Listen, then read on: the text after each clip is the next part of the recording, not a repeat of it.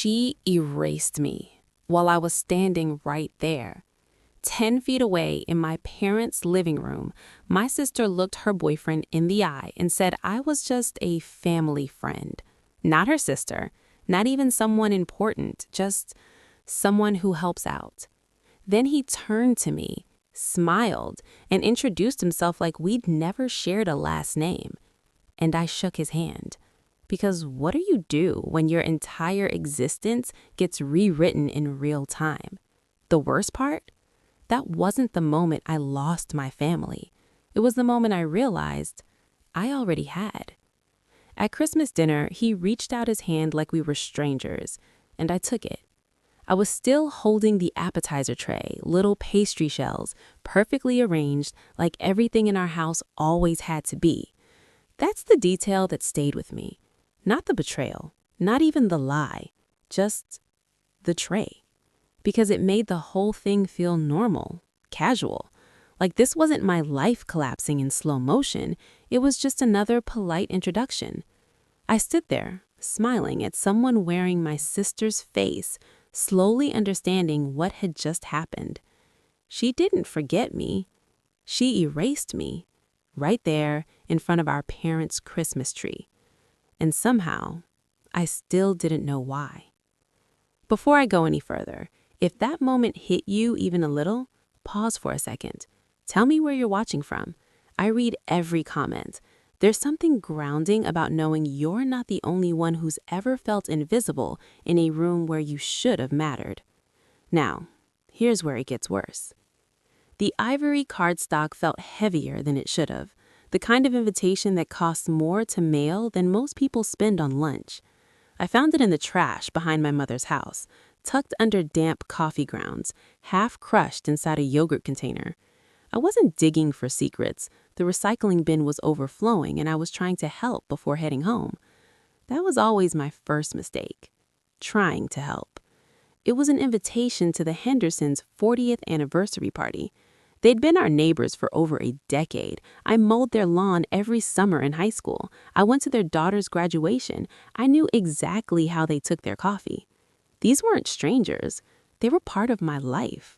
But my mother had already RSVP'd for 2 and thrown the invitation away before I could ever see it. I placed it on the kitchen counter and waited.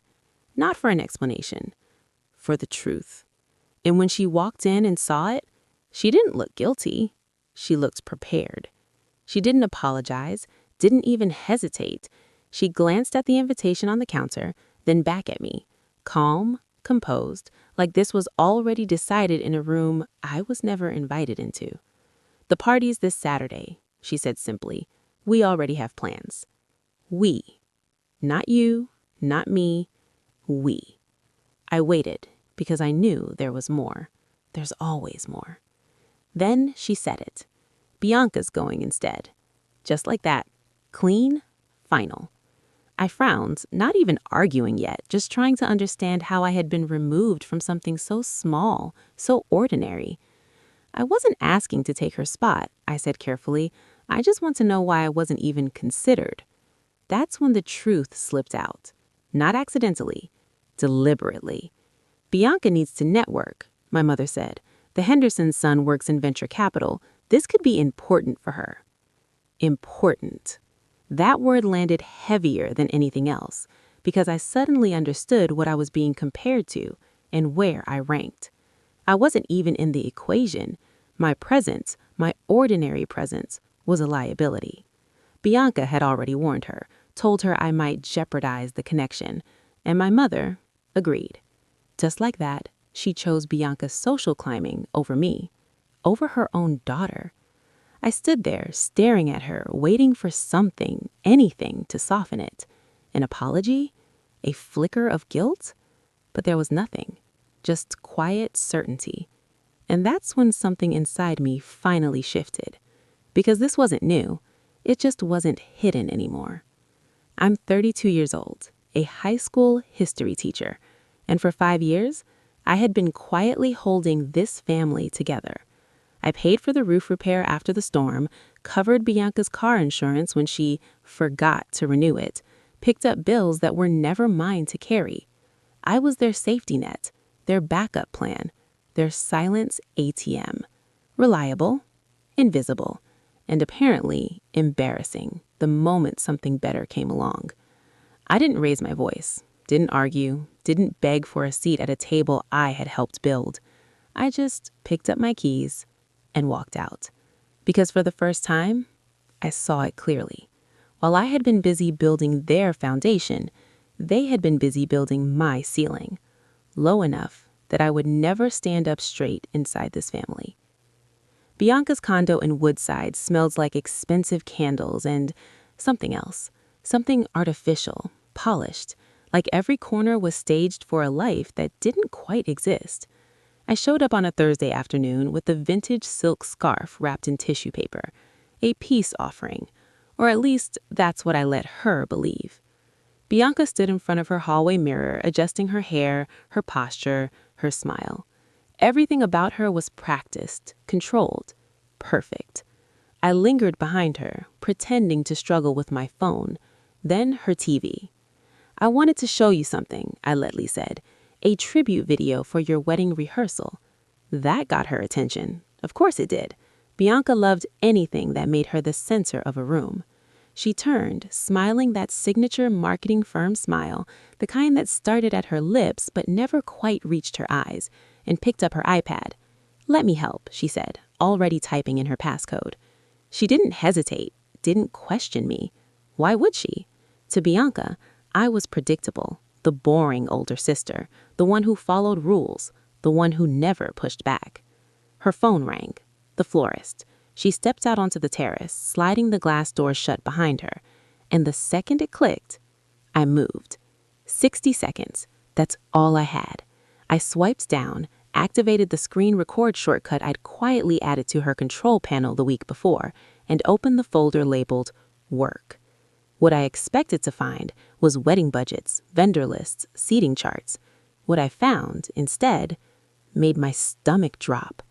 A private charitable foundation, registered in my name, the Leona Memorial Wilderness Safety Fund.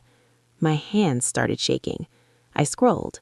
Donations, ledger entries, $15,000 from Julian's aunt, $10,000 from his grandfather, amounts, dates, names, all categorized neatly as consulting fees paid directly to Bianca's marketing firm.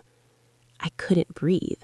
These people, they thought I was dead, grieving me, donating in my memory, and Bianca was cashing it. This wasn't just hiding me. This was something else, something colder, more calculated.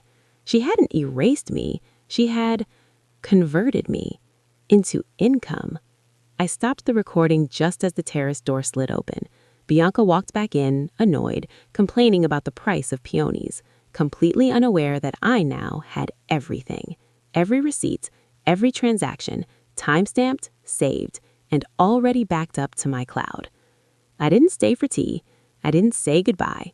I walked out with my hands trembling as the truth settled over me like ash.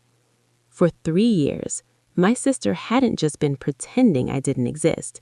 She had been profiting from my death.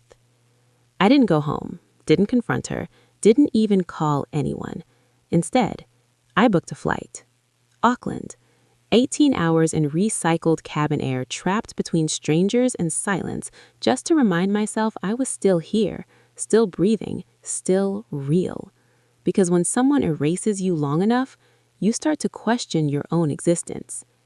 New Zealand was quiet in a way I wasn't used to. Not just peaceful, ancient, the kind of silence that lives inside mountains, like it's been there long before people and will stay long after. For the first time in years, no expectations, no demands, no one needing anything from me. Just space, just air, just me. It lasted 5 days. On the 5th morning, there was a knock on my hotel door. Sharp, precise, not hesitant. I opened it and immediately recognized her. I'd seen her in photographs on Julian's desk. Genevieve Whitfield, his grandmother. She stood there in pearls and a silk trench coat, her posture straight, her presence undeniable. 90 years old, and eyes that didn't just look at you, they read you. She didn't smile, didn't introduce herself, didn't wait to be invited. She walked past me like she already owned the room. Her voice came a second later. Cold, certain. "You're not dead." I didn't react, didn't pretend to misunderstand. I just stood there, the balcony door open behind me, cold air spilling into the room like something hollow had been cracked open. Genevieve reached into her bag, pulled out a folded program, wedding paper, elegant, heavy, final. She flipped it open slowly, deliberately, then turned it toward me. Her finger rested on a section bordered in black. In loving memory. My photo, my name, the years I had supposedly lived, and the year I had supposedly died. 3 years ago. Gone. Erased.